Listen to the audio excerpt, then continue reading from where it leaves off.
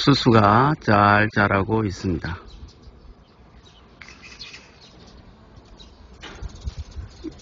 위쪽에는 수컷이 잘 발달되어 있고요. 풍매화라고 알고 있는데 벌들도 꽤 많이 지금 달려들고 있습니다.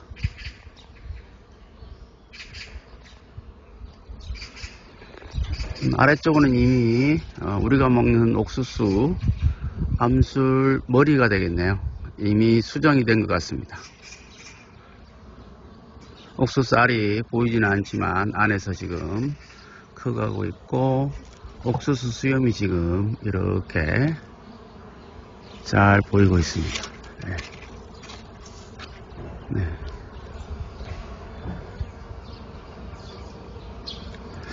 옥수수 수염이 암술 머리니까 저기를 통해서 수정이 일어날 것 같거든요. 꽃가루가.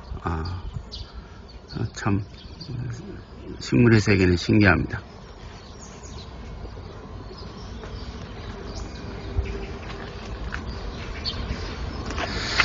그나저나 옥수수는 어떻게 수정이 일어날까요? 위에는 지금 수컷이 한창인 것 같은데 아래쪽은 이미 수정이 이루어진 것 같습니다.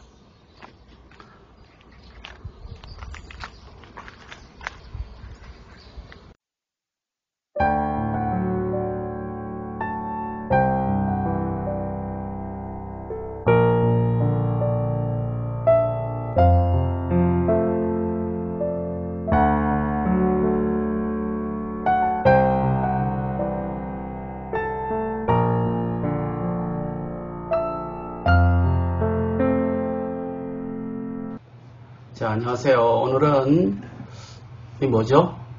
옥수수죠. 옥수수에 대해서 한번 알아보도록 하겠습니다. 여기 찰옥수수인데요. 참 여름에 맛있는 간식 중에 하나죠.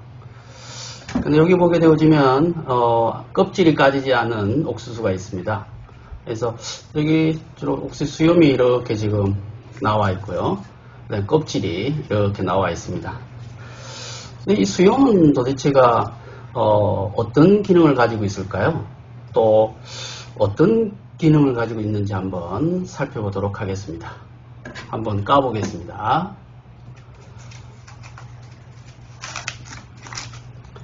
바깥에 껍질이 매우 지금 이렇게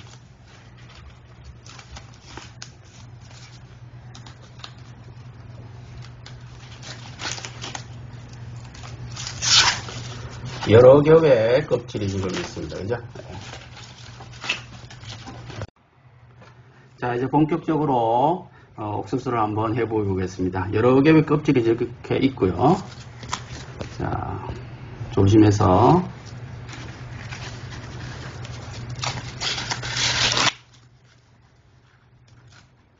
예, 조심해야 될 것 같습니다.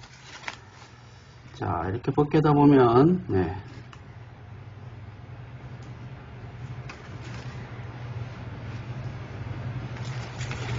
네, 옥수수 수염이 위쪽에만 이렇게 있는 것이 아래쪽으로 쭉 지금 연결되어 있습니다.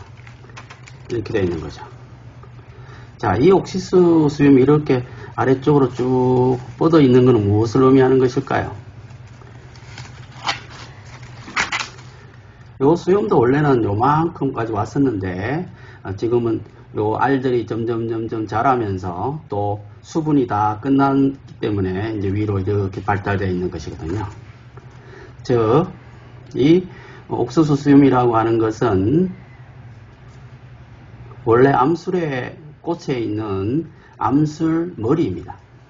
그러니까 요 알 하나하나가 암술의 씨방 부분이고, 요것이 수정이 되려면 여기 앞쪽에 있는 여기 이렇게 싸져 있으니까 꽃가루가 들어올 수가 없죠.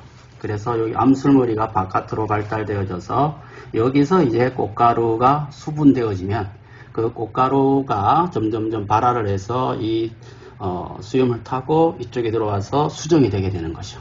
수정이 되고 나면 이제 이것은 필요가 없으니까 이렇게 끊겨지게 되어지고 위로 점점점 이렇게 성장해 감에 따라서 옥수수 수염이 이렇게 떨어지게 되는 겁니다. 그래서 위쪽에는 계속해서 보면 발달되어 있는 것들이 이렇게 보입니다. 그러니까 이 옥수수 수염의 역할은 결국은 꽃가루를 잘 받게 하기 위한, 수분을 하기 위한 그런 암술 머리입니다. 그걸 우리는 수염처럼 생겼다고 해서 옥수수 수염이라고 부르는 것입니다. 그래서 결국은 꽃가루가 닿기 쉽도록 이렇게 싸져 있으니까 바깥쪽으로 암술머리가 발달해서 우리가 보기에는 이렇게 수염처럼 이렇게 보이는 겁니다. 그러니까 수염은 옥수수의 암술머리이고 요 씨앗 하나가 하나에 꽂힌 셈이죠.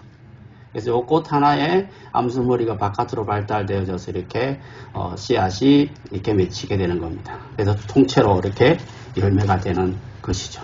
결국은 이것은 하나의 꽃이 아니라 한 수백 개의 꽃이 뭉쳐 있는 것이고 이 옥수수 수염은 암술머리에 해당되는 것입니다.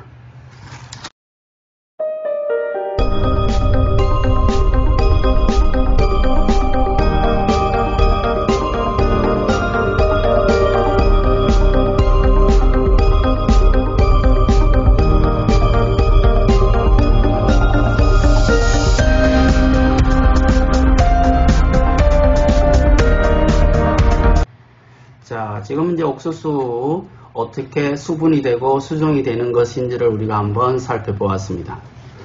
자, 그런데 결국은 이 암술머리를 타고 꽃가루가 내려와서 하나하나씩 꽃 하나에 수정이 되어져서 이렇게 씨를 맺는다고 지금 설명했습니다. 그런데 아까 처음에 봤듯이 이것이 만약에 땅바닥에 그대로 떨어진다면 굉장히 단단한 껍질이 여러 개로 쌓여져 있기 때문에 이 상태로서는 이 알이 싹이 날까요? 안 날까요? 예, 이 단단한 껍질 때문에 싹이 나지 않습니다. 그렇다면 옥수수는 어떻게 번식할까요? 땅에 떨어져도 싹이 나지 않는데요. 그렇죠. 정답은 인간을 이용하는 것입니다. 오랜 기간 동안 이 옥수수는 인간에게 의존해서 진화해 왔습니다. 인간이 계속 필요에 의해서 옥수수를 심고 기르고 한 것이죠. 그래서 이제 인간과 옥수수 어느 종 한 종이라도 없으면 다른 종은 멸종 가능성이 높습니다.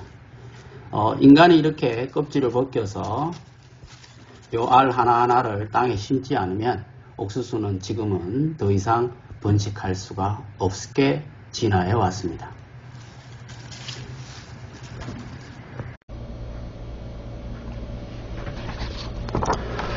초당 옥수수가 등장했습니다.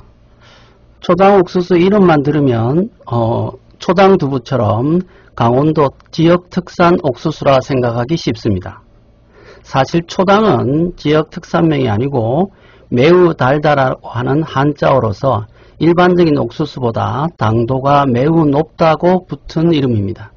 미국에서도 단 옥수수, 스위트콘이라고 부르죠. 이것보다 더 당도가 강하기 때문에 슈퍼 스위트콘이라고 부르는 품종입니다. 사실 이 옥수수는 미스테리한 식물 중에 하나입니다. 이 옥수수와 흡사한 식물이 자연계에서는 잘 찾아볼 수가 없습니다. 옥수수의 원산지나 기본적으로 유래에 관해서 명확하게 밝혀진 것이 없습니다. 멕시코 지역에서 7,000년 전부터 이미 재배해온 것으로 추정될 뿐입니다. 옥수수의 조상으로 추정이 되는 디오신테라고 하는 식물은 우리가 알고 있는 일반적인 옥수수하고는 크기나 모양이 완전히 다릅니다. 거의 잡초처럼 아주 빈약한 수수이삭처럼 이렇게 가지고 있는 잡초와 같은 것입니다. 이 잡초 같은 식물을 남미 원주민들이 현재의 옥수수로 어떻게 개량시켰는지는 미스테리입니다. 과학적으로 생각을 해보면 자연적인 진화와 또 인공적인 품종 개량을 통해서 오늘날의 옥수수가 만들어진 것으로 생각하고 있습니다. 최근에 유전학 실험에 의하자면 트랜스포존이라고 하는 것이 식물 진화 경로 추적에 중요한 요소로 작용하고 있다는 것이 밝혀지고 있습니다. 이 트랜스포존이라는 것은 점핑이라고 생각하면 됩니다. 이쪽 식물에서 저쪽 식물로 새로운 유전자를 이동시킴으로써 새로운 환경 변화에 자신을 변화시켜 살아남을 수 있게 만든 것입니다.